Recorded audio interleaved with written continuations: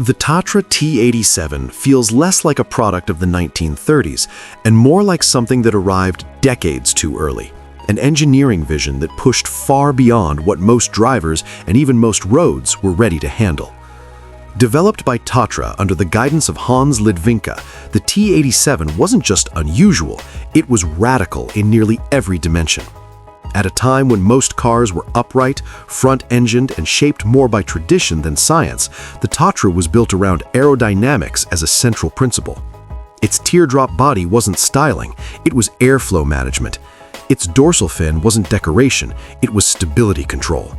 Its rear-mounted air-cooled V8 wasn't conventional, it was a complete rethinking of layout. This was a car designed with wind tunnels in mind when most competitors were still sketching shapes by eye. Visually, it looked like an aircraft fuselage adapted for the road. Long, smooth, tapering toward the rear with that unmistakable central fin running down the back. It didn't resemble other cars of its time. It looked like motion, even when standing still. And in motion, it delivered something equally unusual. The T87 was fast, genuinely fast for its era. Its aerodynamic efficiency allowed it to reach speeds that many contemporary cars couldn't approach, especially on open roads. Combined with relatively low drag and a lightweight structure, it gave drivers a sense of effortless high-speed travel that felt almost unreal in the late 1930s and early 1940s. But that speed came with a cost. The same design choices that made the car advanced also made it unforgiving. The rear-mounted engine created a significant rear weight bias. Under certain conditions, especially during high-speed cornering or sudden maneuvers, that weight could shift in ways that overwhelmed the tires and suspension technology of the time. The swing-axle rear suspension, while innovative, could contribute to sudden oversteer if pushed beyond its limits. And the limits were easy to reach, because the car encouraged speed. One driver later described the experience, "It felt stable until it wasn't." That unpredictability became central to the T87's reputation. In experienced hands, it could be controlled, even mastered, but many drivers of the era were accustomed to front-engined, more forgiving layouts. The Tatra demanded a different kind of understanding, one that few had developed yet. That's where its darker reputation began to form. There are persistent stories, some confirmed, some exaggerated, about high-ranking officials and drivers who underestimated the car and paid the price. Whether every story is accurate or not, the pattern is clear. The T87's performance envelope exceeded the skill level and expectations of many of its users. One owner's reflection captures this perfectly. "It felt like the future, but it didn't forgive mistakes." That line explains everything. Because the Tatra T87 was not just advanced, it was mismatched with its environment. Roads of the time were not designed for sustained high-speed travel. Tires lacked the grip and consistency of modern compounds. Driver training did not account for rear-engine dynamics. Safety systems, as we understand them today, did not exist. The car was ahead. Everything else was not. And then there's the historical context. The T87 existed during a period of massive political and industrial upheaval in Central Europe. After the German occupation of Czechoslovakia, Tatra's production environment changed dramatically. Like many manufacturers, it operated under constraints and shifting priorities during World War II. The car continued to exist, but within a controlled and limited framework, often associated with officials and restricted use rather than open civilian markets. And that added another layer to its identity. It wasn't just rare, it was selectively visible. Seen in the hands of those with access, associated with authority, removed from everyday life. And that combination, advanced design, dangerous handling, and restricted presence, made it feel almost mythical in its own time. From a technical standpoint, the Tatra T87 influenced future automotive thinking in ways that wouldn't be fully realized for decades. Aerodynamics would eventually become central to car design. Rear engine layouts would appear again in vehicles like the Porsche 911. But in the 1930s and 1940s, these ideas were still experimental, not standardized. The Tatra was exploring territory without a map. One historian later described it in a way that captures its essence. It wasn't just ahead of its time, it existed outside of it. What makes it bizarre? Aircraft-inspired design mixed with lethal handling. But even that feels incomplete. Because the Tatra T87 isn't just bizarre, it's a perfect example of what happens when engineering vision outruns the world it's built for. A car that offered a glimpse of the future, but demanded a level of understanding, infrastructure, and caution that simply didn't exist yet. A machine that could move faster than its era could safely support. And a reminder that being ahead of your time doesn't always mean being ready for it.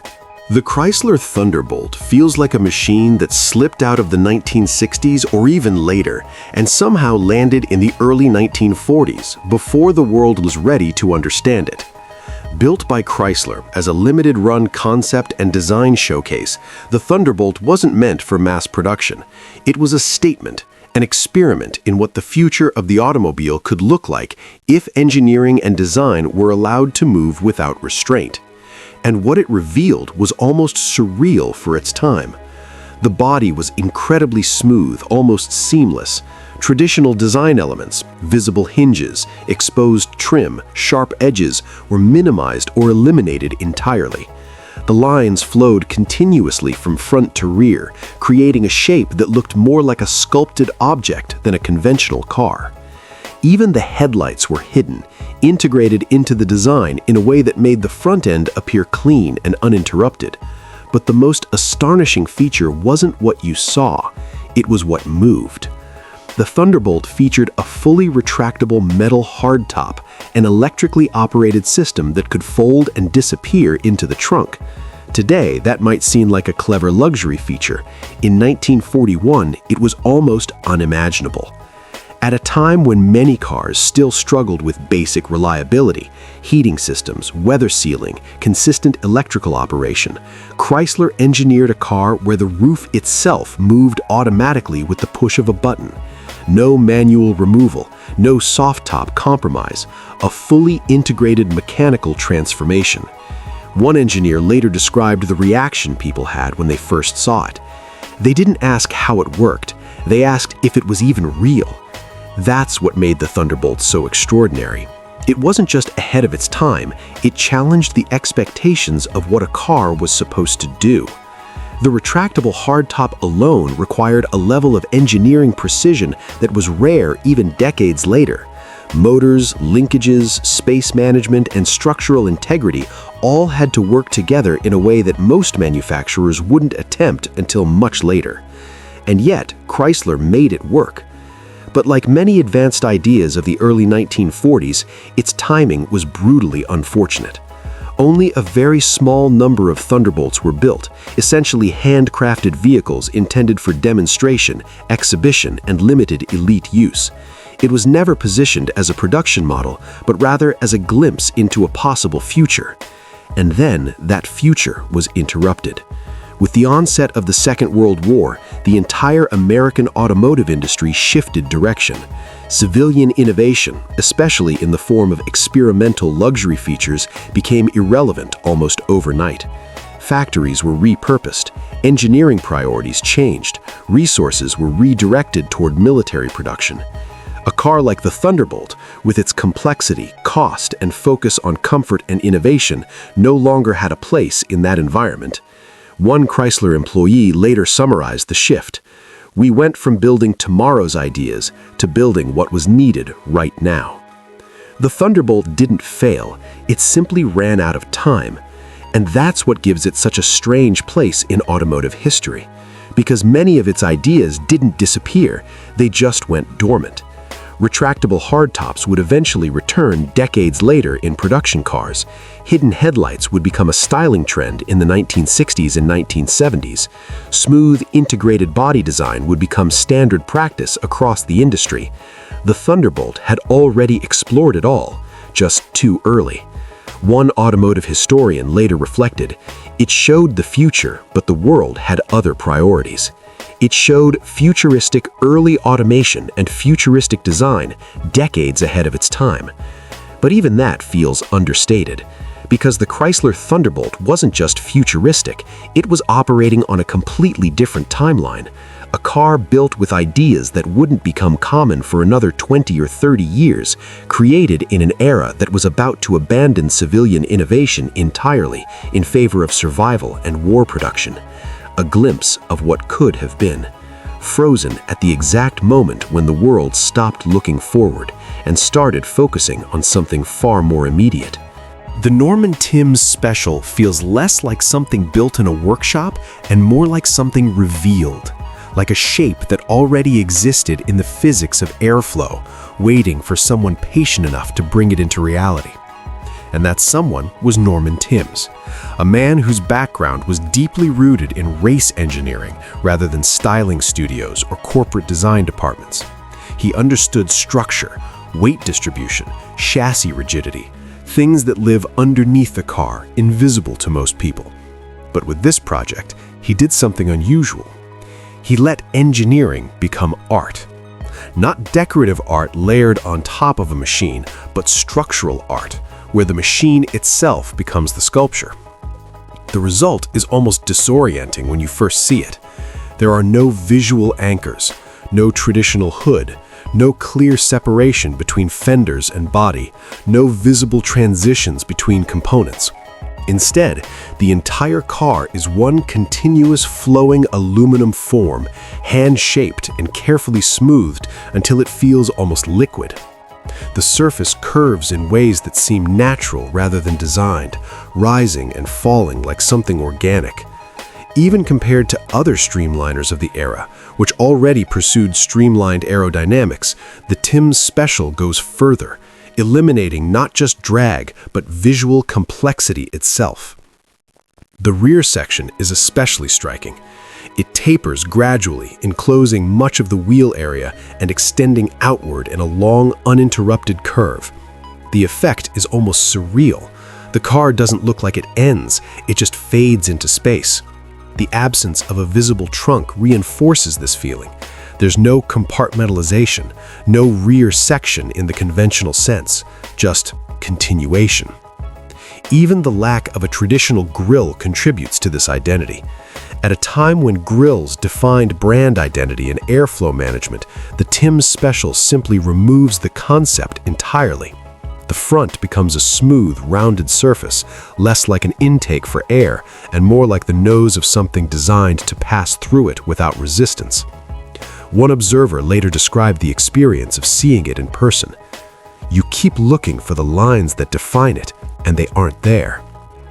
That absence is deliberate, because the Timbs Special isn't designed to be read like a normal car. It's designed to be felt as a single object, a continuous shape that doesn't invite analysis so much as it invites reaction. But underneath that visual purity lies a very real mechanical foundation. Timbs didn't abandon engineering discipline, he simply integrated it so completely that it disappeared from view. The chassis, suspension, and drivetrain are all carefully constructed, rooted in his experience with race cars. The car is not non-functional, it's just not designed for normal function. And that distinction becomes clear the moment you consider ownership. Because everything that makes the Timbs Special beautiful also makes it difficult. The seamless aluminum body is not modular. Panels are not easily removable. Access points are limited or hidden. If something breaks, and in any machine something eventually does, repairing it becomes an invasive process. You don't open the hood in the traditional sense. You don't swap parts with ease. You don't treat it like a serviceable object. You disrupt it. One owner later captured that tension perfectly. You don't maintain it, you negotiate with it. That's an extraordinary way to describe a car, but it fits. The Timbs Special resists the idea of routine interaction. It demands care, patience, and often compromise. Even basic usability is affected by the design. The low profile limits ground clearance. The flowing body can affect visibility. Everyday driving conditions, parking, rough roads, tight spaces become challenges rather than simple tasks. In other words, it works, but not comfortably within the expectations of a car. And that's what makes it so fascinating, because unlike concept cars from major manufacturers like the Chrysler Thunderbolt, which explored future technology within a controlled corporate framework, the Timbs Special is personal. It doesn't answer to market demands, production constraints, or brand identity. It answers to a single idea: how far can form go if function is allowed to follow it instead of lead it? The answer is something both beautiful and impractical. And the timing matters just as much as the design. Built shortly after the Second World War, the car emerges from a moment when engineering knowledge had expanded rapidly due to wartime innovation, but civilian expression was only just beginning to return. During the war, everything was about efficiency, utility, survival. After the war, there was a brief window where individuals could experiment again, where ideas that didn't serve immediate practical needs could exist. The Timbs Special feels like a release of that tension, a moment where the discipline of engineering meets the freedom of art. But it also reveals why most cars don't go this far, because practicality always returns. Mass production demands accessibility. Ownership demands serviceability. Drivers demand usability. The Timbs Special offers none of those things easily, and yet it succeeds in a completely different way.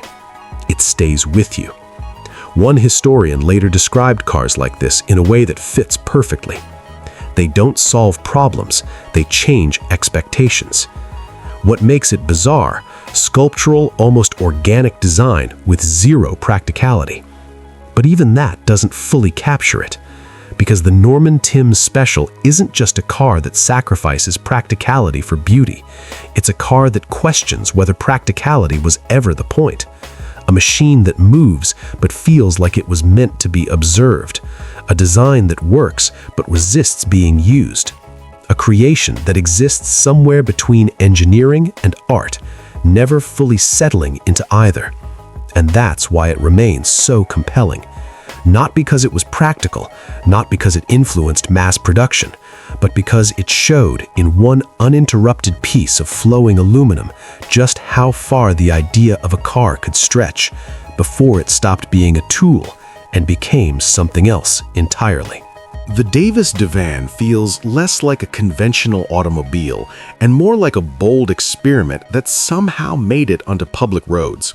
An idea so unconventional that even in the already strange landscape of post-war automotive design, it stood completely alone. Created by Glenn Gordon Davis under the short-lived Davis Motor Car Company, the Divan wasn't just different in one way. It challenged almost every assumption about how a car should be built, driven, and experienced. The most obvious difference was its layout. 3 wheels, 2 in the rear, 1 in the front.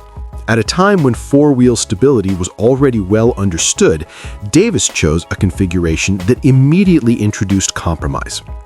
The single front wheel handled steering duties, meaning that the entire directional control of the vehicle depended on one narrow contact point with the road. In theory, this reduced weight and complexity. In reality, it created a balance problem, because stability, especially in cornering, relies heavily on how weight is distributed across multiple contact patches. With only one wheel at the front, the Divan had a tendency to lean, shift, and in extreme cases, tip under conditions that a conventional car would handle without issue. One early tester described the experience in a way that became almost legendary. It felt like balancing a chair on one leg. That wasn't exaggeration. The car demanded constant awareness, especially at speed or during sudden maneuvers. Unlike traditional cars that provided a margin of error, the Divan reduced that margin significantly. Small mistakes could become large problems very quickly. But the exterior layout was only half the story. Inside, the Davis Divan was even more unusual.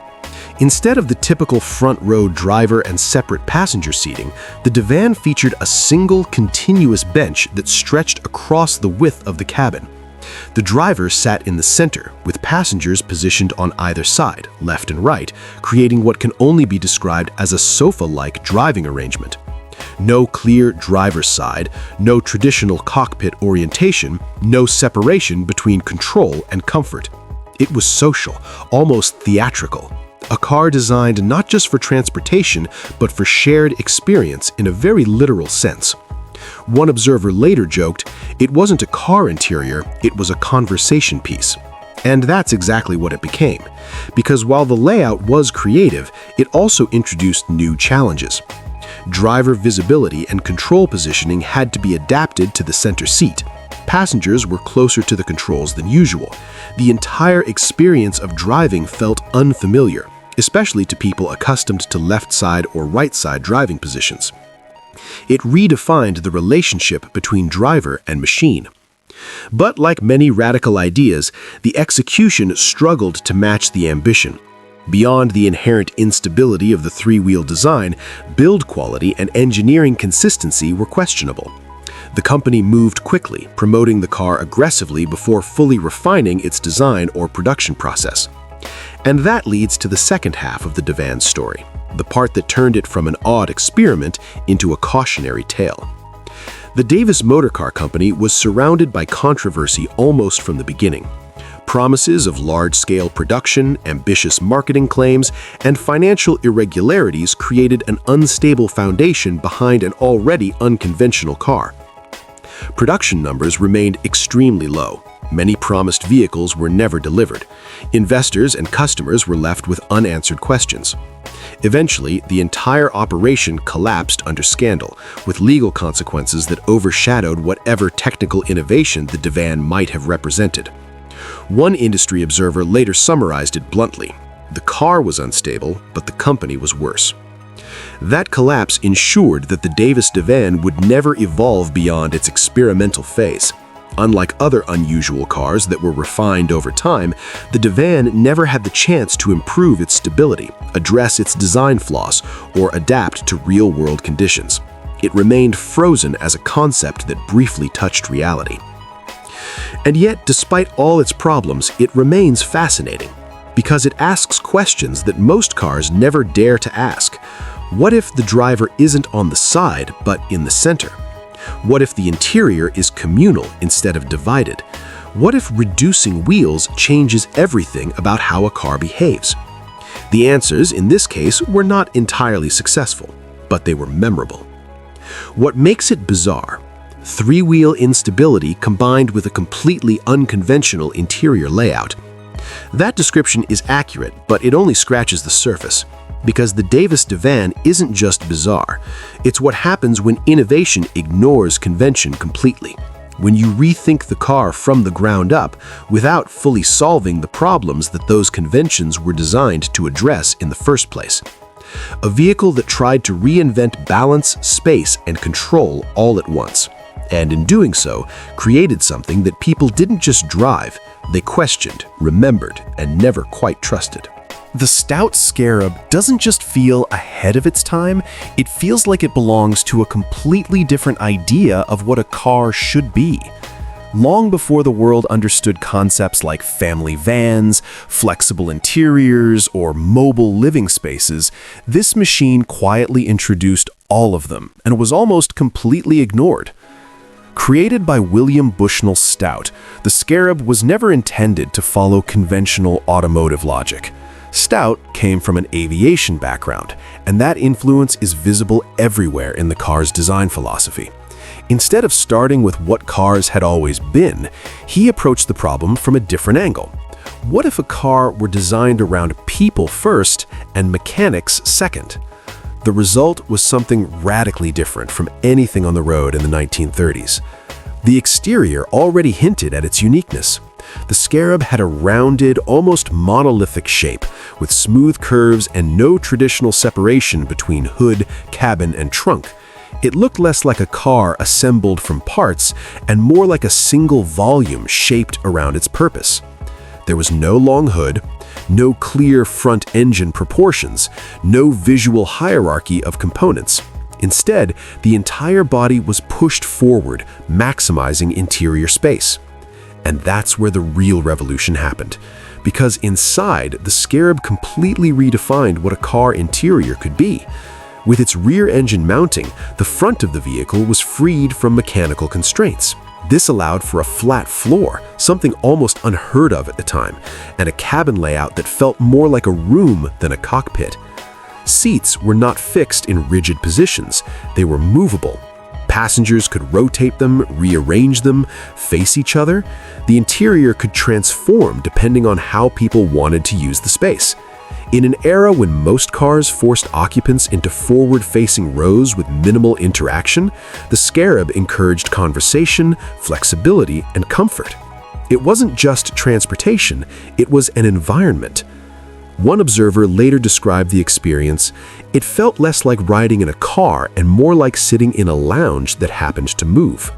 That idea, a living room on wheels, would not become mainstream until decades later, when minivans and MPVs began to prioritize interior space and flexibility. But in the 1930s, it was almost too unfamiliar to be understood. And that's where the Scarab's problems began. Because while the concept was brilliant, the execution existed far outside the expectations of its time. First, there was the cost. The Scarab was incredibly expensive to build. It was not mass-produced in the traditional sense. Each unit was almost handcrafted, incorporating advanced engineering and unique construction methods. This pushed its price into a range that even wealthy buyers found difficult to justify, especially for something so unconventional. Then there was the question of identity. What was it? It wasn't a luxury sedan in the traditional sense. It wasn't a sports car. It wasn't a utility vehicle. It didn't fit into any existing category. And in the automotive market, categories matter. Buyers understand what they're buying when it fits a known type. The Scarab offered something entirely new, something people didn't yet have a framework to evaluate. One potential buyer reportedly remarked, "I don't know what I would use it for, but I know it's not what I expected." That uncertainty limited its appeal. Then there was the timing. The Scarab existed during the late 1930s, a period when the global situation was becoming increasingly unstable. As the world moved closer to the Second World War, priorities shifted away from experimental luxury concepts towards practicality, durability, and eventually military production. A car like the Scarab, complex, expensive, and conceptually radical, had no place in that environment. Production remained extremely limited. Very few were ever built. Very few were understood. And yet, its influence is undeniable in retrospect, because nearly everything it introduced would return, just much later. Rear engine or cab-forward layouts to maximize interior space, flat floors for easier movement inside the cabin, flexible seating arrangements for different uses. The idea that a car could be a shared living space, not just a driving machine. These concepts would eventually define entire segments of the automotive industry, but the Scarab arrived decades too early. One historian later summarized its position perfectly. It wasn't a failed idea, it was an idea waiting for the world to catch up. What makes it bizarre, a luxury living room on wheels decades before minivans existed. But even that feels like an understatement, because the Stout Scarab didn't just anticipate the minivan, it redefined the purpose of a car before anyone realized that purpose needed redefining. A machine that prioritized people over mechanics, space over speed, experience over convention. And in doing so, created something that wasn't rejected because it was wrong, but because it was too far ahead for its own time to recognize what it really was. The Buick Y-Job is one of those rare machines that didn't just preview the future, it quietly lived in it, years before anyone else understood what they were seeing. Created under the direction of Healey Elliot at Harman General, the Y-Job is often considered the first true concept car in automotive history. But what makes it so strange isn't just its design, it's how it was used. It wasn't hidden away, it wasn't just displayed at shows, it was driven every day. Healey Elliot himself used the Y-Job as his personal car, taking it out onto real roads, into real traffic, surrounded by cars that suddenly looked outdated just by being near it. And that's where its bizarre presence really began, because people didn't know what they were looking at. The design was completely unlike anything else in the late 1930s and early 1940s. While most cars still had exposed headlights, upright grilles, and clearly separated body elements, the Y-Job introduced ideas that felt almost unreal at the time. Hidden headlights that disappeared into the body, wraparound bumpers integrated into the shape, flush door handles that didn't interrupt the surface, long, low proportions that emphasized flow over structure. It didn't look like an evolution, it looked like a leap. One observer at the time reportedly said, "It looked like it had skipped 10 years ahead and forgotten to tell anyone." That reaction was exactly the point. Harley Earl wasn't just designing a car, he was shaping a visual direction for the entire industry. The Y-Job acted as a rolling laboratory, a way to test public reaction to ideas that would later become mainstream. But by driving it daily, he did something even more unusual. He blurred the line between concept and reality. Most concept cars exist in isolation. They're shown, admired, and then stored away. The Y-Job broke that rule completely. It entered the real world, where it could be seen not just as a display piece, but as something that actually functioned. And that created confusion. Was this a prototype of an upcoming model? Was it a one-off experiment? Was this what all cars would soon look like? No one had clear answers. One passerby later recalled, "You'd see it drive by and think, have I missed something? Did the future already arrive?" That sense of uncertainty gave the Y-Job a kind of surreal presence. It wasn't just different, it disrupted expectations in real time. Technically, it was advanced, but not in a way that focused on performance. Its significance was visual and conceptual. It introduced the idea that a car could be designed as a cohesive form, where every element was integrated rather than attached. That philosophy would go on to define post-war automotive design. But in 1948 and the early 1940s, it felt almost alien. And timing, once again, plays a crucial role. As the world moved toward the Second World War, the automotive industry shifted away from experimentation and toward production for wartime needs. Civilian innovation slowed, and many of the ideas introduced by the Y-Job were temporarily put on hold. But they didn't disappear, they waited. After the war, those same design elements, hidden headlights, smoother body integration, longer and lower profiles, began appearing across American cars. What had once looked bizarre slowly became normal. The Y-Job had already shown the way. One automotive historian later described its role like this: "It wasn't predicting the future, it was quietly living in it while everyone else caught up." What makes it bizarre? A concept car used as a daily driver, confusing everyone who saw it. But the deeper reality is even more interesting, because the Buick Y-Job didn't just confuse people, it challenged the timeline. It took ideas that belonged to tomorrow and placed them into today, not in theory, not in sketches, but in motion, on real roads where they could not be ignored. A concept that refused to stay conceptual, a design study that became a daily presence, a future that didn't wait for permission to arrive. And that's why it remains so important. Not just as a beautiful or advanced car, but as a moment when the boundary between imagination and reality briefly disappeared and drove past people who weren't quite ready to understand what they had just seen. The Crosley CC feels like a contradiction on wheels, a car that made perfect sense on paper, yet seemed completely out of place the moment it rolled onto an American road. Built by Crosley Motors and driven by the vision of Powell Crosley Jr., the CC arrived in the immediate aftermath of World War II, at a time when the United States was transitioning from wartime austerity back to civilian life. On the surface, it looked like the right idea at exactly the right moment. Small, lightweight, fuel efficient. Everything that had mattered during the war, resource conservation, simplicity, minimalism, was built into the Crosley CC. But America was already changing again.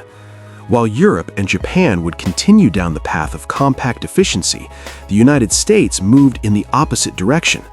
The post-war boom brought rising incomes, expanding suburbs, and a cultural shift toward bigger, more powerful, more comfortable cars. And into that environment rolled the Crosley CC. Physically, it looked almost unreal next to its competitors. Park it beside a full-size American sedan of the late 1940s, and the difference wasn't subtle, it was dramatic. Short wheelbase, narrow track, minimal presence. It didn't just look small, it looked incomplete. One passerby reportedly joked, "It looks like the other half didn't show up." And yet, under the surface, the CC had a very specific kind of engineering logic. Its engine was derived from wartime technology, a small, efficient power plant originally designed for military applications. In theory, this made it durable and economical.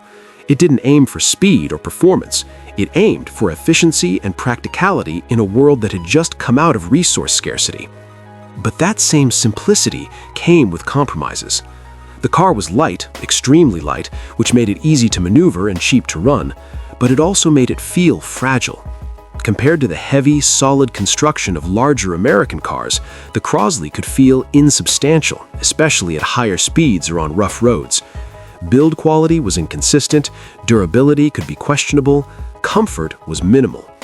And that created a split in how people experienced it. Some owners appreciated exactly what it was: efficient, affordable, easy to use. Others couldn't get past what it wasn't: powerful, substantial, refined. One owner's comment captured that divide perfectly. "It felt like driving half a car, but it got you there." That line explains both the appeal and the limitation. Because the Crosley CC did its job. It moved people. It used very little fuel. It occupied very little space. It represented a rational approach to transportation. But in post-war America, rationality wasn't the priority. Emotion was. People wanted bigger cars not just for space, but for status, comfort, and a sense of progress. After years of restriction, the market didn't want less, it wanted more. More chrome, more power, more presence. The Crosley offered the opposite. And that's what makes it so fascinating. Because in many ways, it anticipated a future that would eventually arrive, just not in America at that time. Decades later, concerns about fuel economy, urban congestion, and efficiency would bring small cars back into focus. But in the late 1940s, the CC was out of sync with its environment. One automotive historian later summarized its position: it was built for a mindset that disappeared the moment the war ended. What makes it bizarre, microcar proportions in a land of giants. But that description only captures the visual contrast. The deeper story is about timing. The Crosley CC wasn't wrong. It was just surrounded by a country that had already decided to move in the opposite direction. A car designed for efficiency in a culture chasing excess. A machine built for practicality in a market driven by desire. A small, logical answer to a question that America had already stopped asking. And that's why it feels so unusual today. Not just because of how it looks, but because of what it represents. A brief moment when the United States almost chose a different automotive future and then turned away from it just as quickly. The Phantom Corsair is one of those rare automotive creations that feels less like a product of engineering and more like a fully realized thought experiment, something designed to answer a question nobody else had even managed to ask yet. Commissioned by Rust Hines and built with the craftsmanship of Bowman and Schwartz, the Phantom Corsair sits in a strange category of automotive history where ambition, wealth, and imagination briefly aligned without the usual constraints of production reality. And that lack of constraint is exactly what makes it so extreme. At the end of the 1930s, most cars still followed a familiar visual language: separate fenders, visible door gaps, upright proportions, chrome elements that were functional as well as decorative. Even luxury cars still carried a sense of mechanical transparency. You could usually understand how they were put together just by looking at them. The Phantom Corsair rejects that completely. Instead, it presents a single continuous volume, almost like a polished capsule carved from wind itself. The body is low, long, and uninterrupted. There are no external door handles, no running boards, no exposed hinges, and very few visible transitions between panels. The surface behaves as one uninterrupted shell flowing from nose to tail with minimal interruption. It doesn't read as assembled, it reads as formed. The front end is especially unusual. Instead of a traditional upright grille, the nose is smooth and tapered, suggesting airflow management rather than mechanical necessity. The headlights are integrated rather than protruding, reinforcing the idea that nothing on the surface is accidental or added later. The stance is equally radical. Extremely low for its time, the car sits close to the ground in a way that makes it look almost grounded in motion, even when stationary. The proportions eliminate the visual separation between hood, cabin, and rear section that defined nearly every other automobile of the era. It creates a silhouette that feels closer to aviation design than automotive tradition. That influence is not accidental. Rust Hines and the designers involved were deeply inspired by aircraft construction and aerodynamic theory. In fact, much of the Phantom Corsair's identity comes from the idea that a car should behave like a streamlined object moving through air rather than a collection of mechanical parts moving over roads. That philosophy led to one of its most famous and controversial features, its entry system. Instead of traditional doors with visible handles and hinges, the Corsair used electrically assisted mechanisms to open access points in a way that felt almost hidden. The idea was not just convenience, it was continuity. The body lines were not meant to be interrupted by something as visually disruptive as a door seam. In practice, this created a strange experience for observers. People didn't immediately understand how to enter the car. There were no obvious cues, no handles, no mechanical signs. The car simply presented a continuous surface, as if entry was a secondary consideration. One early observer reportedly said, "It doesn't look like a car you get into, it looks like a car you are allowed into." That sense of controlled access added to its mystique. Inside, the design continued the same philosophy of integration and enclosure. Seating was arranged to feel more like a unified environment than a segmented cockpit. The interior felt deliberately designed to separate occupants from the outside world, almost like a private moving room. The layout did not prioritize traditional driver-passenger separation in the usual sense. Instead, it emphasized cohesion, an interior space shaped as a single experience rather than a set of individual positions. But even more striking than its design was the fact that it worked. The Phantom Corsair was not just a static sculpture or a styling exercise. It was a fully operational vehicle built on a modified mechanical foundation capable of real-world driving. That distinction is important because many radical designs of the era remained purely conceptual. This one did not. It existed on the road, and that created confusion wherever it appeared. People weren't sure how to classify it. Was it a prototype for a production car? Was it a one-off luxury experiment? Was it a glimpse of an upcoming design language? There were no clear answers because the car was not part of a broader program. It wasn't iterating toward production. It wasn't a test for a future model. It was a single expression of an idea, executed fully, and then left isolated. One contemporary reaction captures the feeling well. It looks like it skipped the entire process and arrived already finished. That perception is important because it explains why the Phantom Corsair still feels modern even today.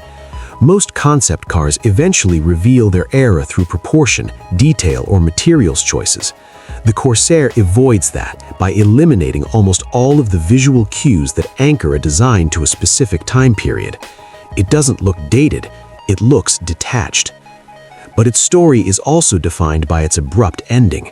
Only one example was ever built, not because the idea failed, but because its creator died young in the World War II transition period, cutting off the possibility of further development.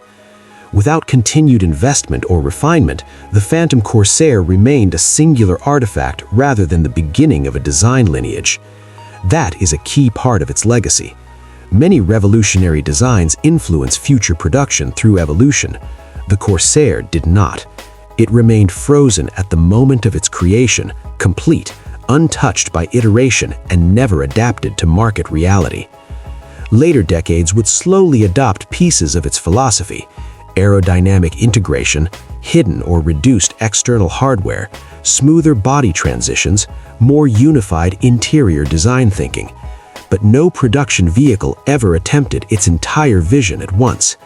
That's what makes it so difficult to categorize. It is not a prototype in the traditional sense. It is not a production failure. It is not a design study that evolved into something else. It is a fully realized idea that simply had no continuation. One automotive historian summarized it in a way that captures its essence. It didn't fail to become something else. It simply never needed to become anything else. What makes it bizarre? A design so radical it still looks futuristic today. But the deeper truth is even more unusual, because the Phantom Corsair isn't just futuristic in appearance. It is structurally and conceptually outside the normal progression of automotive history. A car that behaves like a completed idea rather than an evolving one. A machine that doesn't suggest where design was going, but what it could have been if nothing had slowed it down. A single object that compresses a possible future into one uninterrupted form. And that is why it remains one of the most striking automotive artifacts ever built. Not because it was mass-produced, not because it influenced industry directly, but because it briefly demonstrated what happens when a car is designed without compromise, without category, and without concern for whether the world is ready for it. And then stopped there, forever complete in its isolation. The Healey Elliot sits in that strange post-war moment where British automotive design was trying to recover from austerity while simultaneously chasing modern speed, and the result is something that looks both elegant and slightly unsettling at the same time. Built by Donald Healey Motor Company and engineered under the direction of Donald Healey, the Elliot was one of the fastest production cars of its era when it launched. On paper, it was a serious performance machine. In reality, it became just as famous for how it looked as for how it drove. Because the design doesn't follow the visual logic people expected from the late 1940s. Most cars of the time still carried clear structural separation, distinct fenders, visible wheel arches, upright cabins, and a sense of mechanical transparency. The Healey Elliot breaks away from that in a very deliberate way. Its body is tightly wrapped, rounded, and unusually cohesive, as if the entire car has been smoothed into a single aerodynamic object. And that's where the controversy begins. The shape prioritizes airflow above all else. The front is low and tapered, the cabin is pulled back into a compact greenhouse, and the rear flows downward in a continuous curve. The wheels are partially enclosed, and the proportions give the impression that the car is trying very hard to push itself through air, rather than simply sit on a road. But that pursuit of efficiency creates a visual tension. The body appears almost inflated, like pressure has been used to stretch the metal into shape. There's a softness to the design that some people interpreted as futuristic, while others saw it as unusual or even awkward. It doesn't have the crisp, segmented structure of pre-war luxury cars, nor the muscular exaggeration that would define later sports cars. Instead, it sits somewhere in between, neither traditional nor fully modern. One contemporary observer reportedly said, "It looks like it was shaped by wind rather than built by hands." That description captures both its strength and its divisive nature. Because underneath the unusual appearance, the Elliot was genuinely advanced for its time. It was fast, very fast by late 1940s standards. Its lightweight construction and aerodynamic efficiency gave it a performance advantage that many heavier, more powerful competitors couldn't match. On long, open roads or rally stages, it behaved like a serious machine, capable of sustained speed and stable handling when driven properly. That performance is why it gained attention in motorsport circles and early post-war racing environments. It wasn't just a design experiment, it was a competitive tool. But the same features that helped it perform also shaped how it was perceived. The enclosed wheel arches, for example, reduced drag, but removed a familiar visual cue that drivers were used to. Wheels were traditionally expressive elements in car design. They communicated stance, strength, and mechanical honesty. By partially hiding them, the Elliot created a more abstract silhouette, which some people found elegant and others found unfamiliar. The soft surfaces also played a role in its reputation. Instead of sharp edges or pronounced creases, the body panels flow continuously, which gives the car a soft, almost organic appearance. That smoothness contributes to its aerodynamic efficiency, but also makes it look less structured than many contemporaries. One critic of the era described it in less generous terms. It looks like it hasn't decided what shape it wants to be. And yet that ambiguity is exactly what makes it interesting in hindsight. Because the Healey Elliot represents a transitional moment in automotive design, when engineers were beginning to understand aerodynamics more seriously, but styling language had not yet adapted to fully embrace it. It was not a luxury cruiser, and it was not a pure race car in the modern sense. It was a hybrid of performance ambition and evolving design theory, still searching for balance. Inside that tension lies its legacy. On one side, it was a technical success, lightweight, fast, and capable. On the other, it challenged visual expectations in a way that made it polarizing among buyers who still associated beauty with symmetry, ornamentation, and mechanical clarity. That divide is what makes it memorable. What makes it bizarre? Efficiency-driven design that sacrificed conventional beauty. But even that description only captures part of the story, because the Healey Elliot wasn't trying to be strange, it was trying to be fast. And in doing so, it arrived at a shape that looked less like tradition and more like a question, one that asked how far a car could move from familiar form before it stopped looking familiar at all.